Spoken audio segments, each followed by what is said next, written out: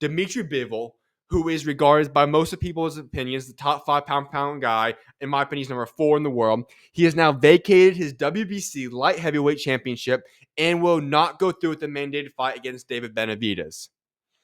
Right then and there, I know there's already a polar division right now going on between whether or not people think, did Dmitry Bivol duck David Benavidez?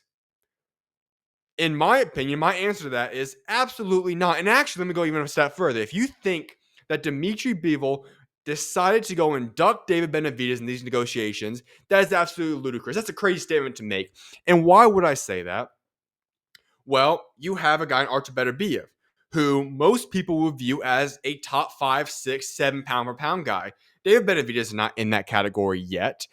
And so you're saying that a guy of Artur Beterbiev's caliber, who many believe is actually probably a better guy than David Benavidez at this point in time, you're telling me that he's going to duck David Benavidez to fight potentially the better fighter.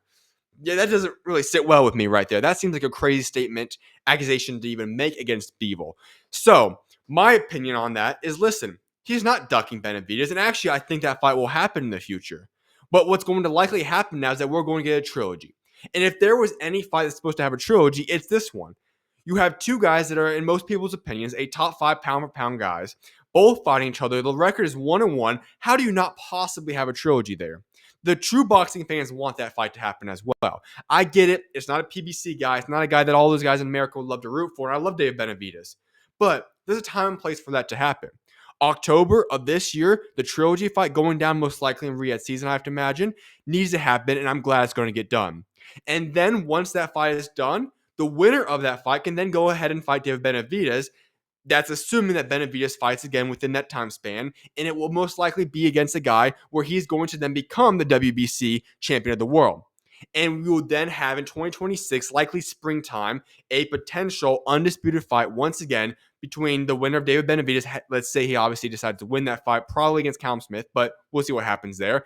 And the winner of the trilogy between Artur Beterbiev and Dmitry Bivol.